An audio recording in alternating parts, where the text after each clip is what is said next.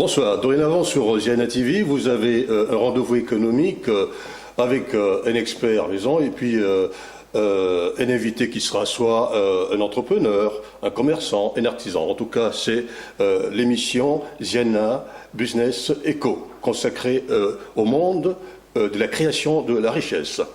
Nous avons suivi avec beaucoup d'attention dans ces locaux, dans ces bureaux, Monsieur Yvon Roch Souza, de la société, qui est manager de la société Souza Trading Group. Nous vous invitons donc de suivre cet élément.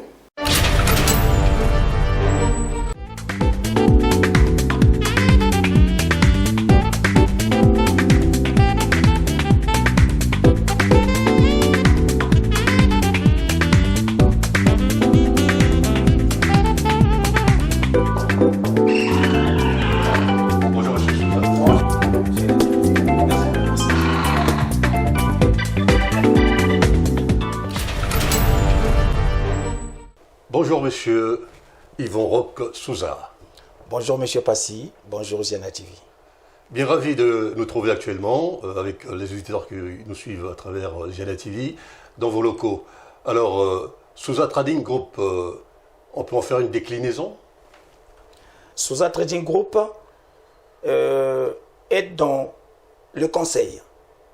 Le Souza Trading Group accompagne dans toute création d'entreprise, dans la recherche d'emploi et recherche de logement et tout ce qui va avec. Et tout cela se passe au niveau de la France.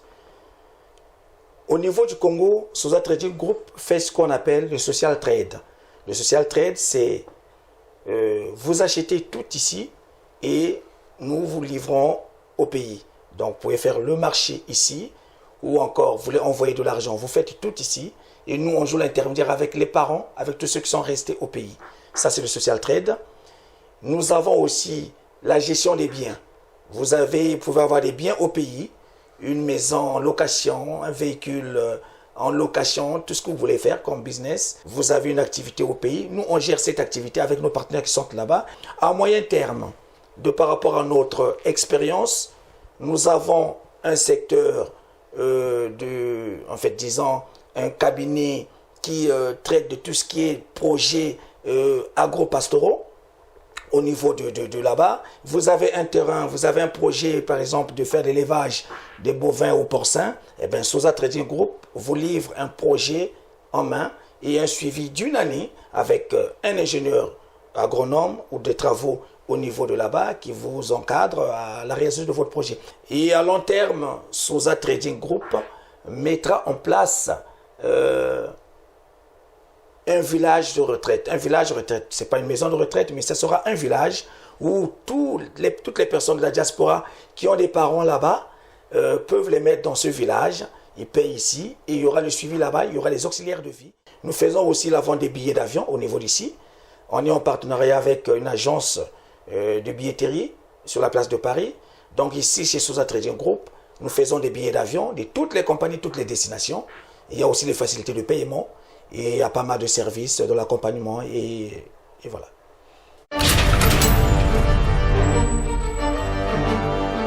Retour sur le plateau Ziana TV, cette fois-ci, toujours avec notre invité, Monsieur Yvon Roch Souza.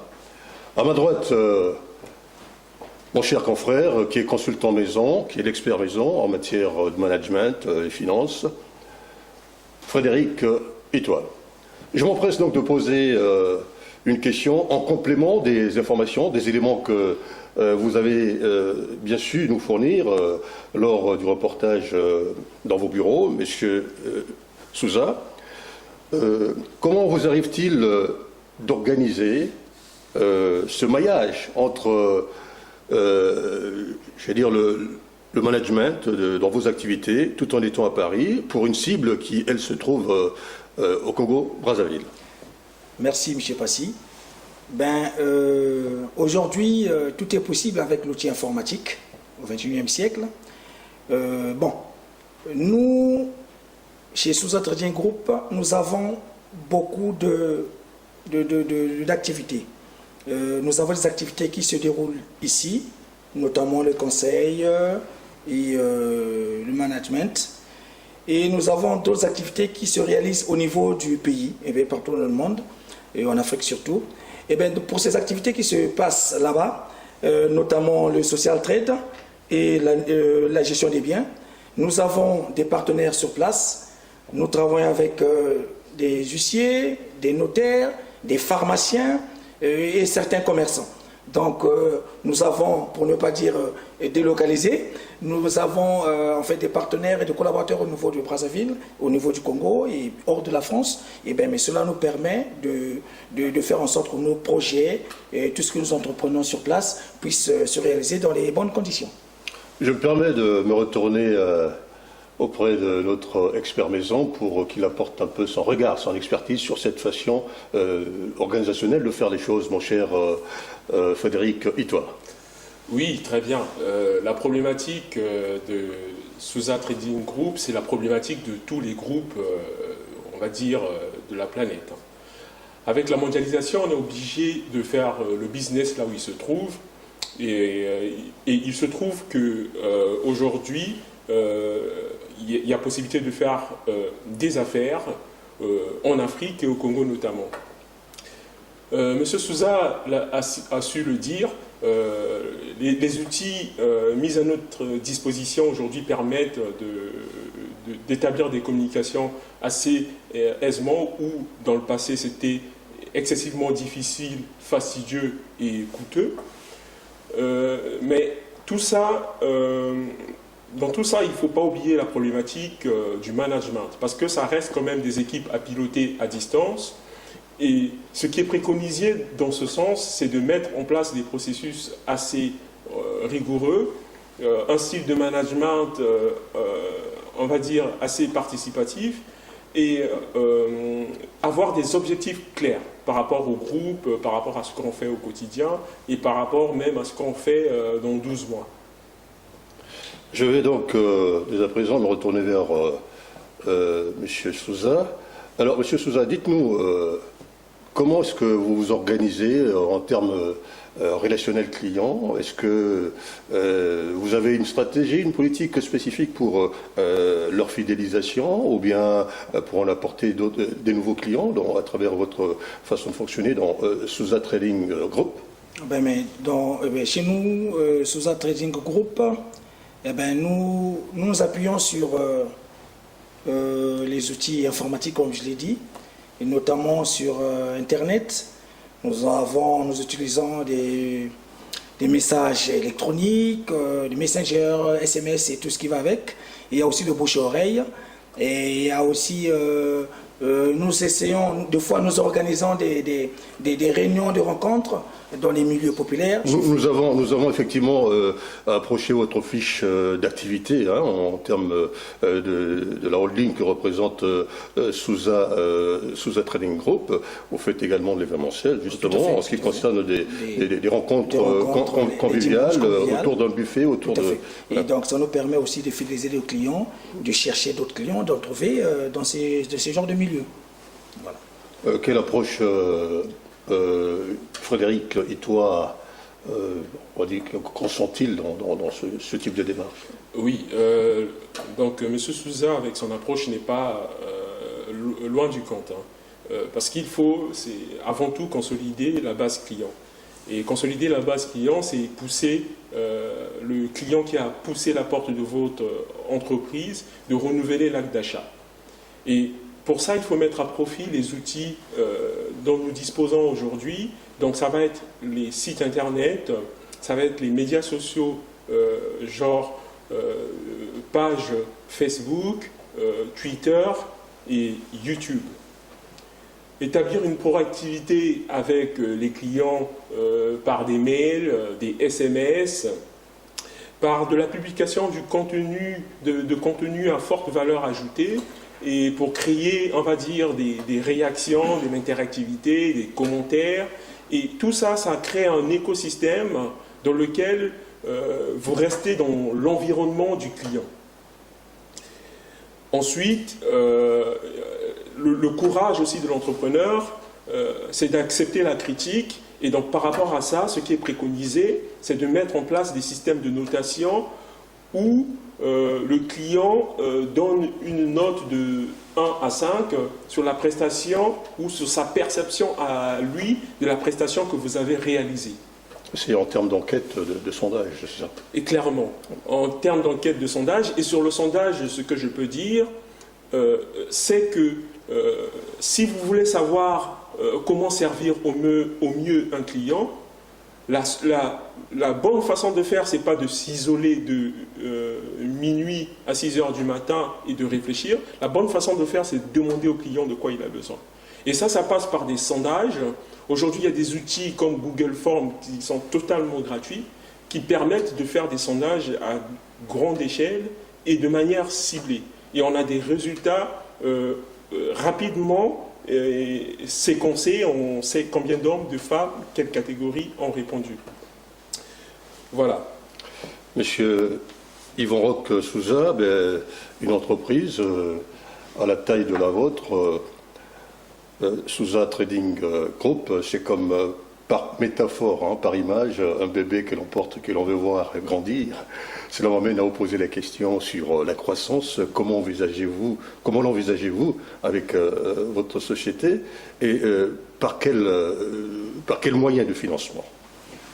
Oui, c'est vrai que ce n'est pas facile, vu les activités que nous avons, vu les projets que nous avons. Nous sommes très riches en projets et nous sommes aujourd'hui ouverts à toute proposition de partenariat. Donc, toute personne désireuse de nous contacter pour qu'on travaille ensemble, eh bien, mais ça ne fait que du bien. Donc, on est prêt à accepter toutes les propositions parce que les idées sont là, les projets sont là. Eh bien, on cherche des partenaires pour aller de l'avant, pour faire prospérer Souza Trading Group, qui aujourd'hui un petit groupe, comme vous avez su bien le dire, monsieur Passy. Demain sera peut-être un grand groupe sur la place de Paris et pourquoi pas sur la place africaine. On est là dans une sorte d'appel d'offres au partenariat. Tout à fait. Et qu'en pense mon cher Frédéric Itois? Oui, sur la croissance, il y a un discours qui est connu des experts et c'est celui que je vais employer aujourd'hui. C'est que la croissance, c'est un état d'esprit. C'est un état d'esprit qui se cultive au quotidien. Et ce qui est préconisé au niveau expertise et même ce qui est préconisé par des entrepreneurs expérimentés, c'est d'avoir un objectif hebdomadaire de croissance à hauteur de 7%. Et 7%, ça semble être beaucoup. Donc ce ne sont pas 7% de croissance de chiffre d'affaires, et si vous arrivez à faire 7% de croissance de chiffre d'affaires, c'est tout le mal que je vous souhaite, mais c'est plutôt 7% de croissance d'un élément dans l'entreprise qu'on choisit le lundi. Et pour prendre un exemple tout simple, ça peut être le nombre de likes sur Facebook. C'est-à-dire qu'on veut étendre on va dire, la notoriété spontanée auprès du client. Dès qu'on parle de Souza Trading Group, les gens sachent, pour que les gens sachent tout de suite de quoi il s'agit, il faut qu'ils vous aient déjà vu quelque part. Et pour ça, il faut exister. La présence sur Internet est fondamentale. Et aujourd'hui, quand on décide de croître de 7% par semaine, on peut se dire, le lundi, nous on a 100 personnes qui suivent notre page, ou 100 personnes qui ont posé des likes sur notre page Facebook. Le vendredi, on veut en avoir 107. C'est une croissance de 7%. Et ça signifie que le lundi, on décide de mettre en place des plans d'action, soit de publier du contenu intéressant, soit de faire des appels à l'action en disant « aimez ma page » et tout. Et le vendredi, on fait le bilan pour dire est-ce qu'on a réussi à faire croître le nombre de personnes qui nous suivent sur la page. Dans la même démarche, on choisit de petits points comme ça dans l'entreprise à faire évoluer chaque semaine.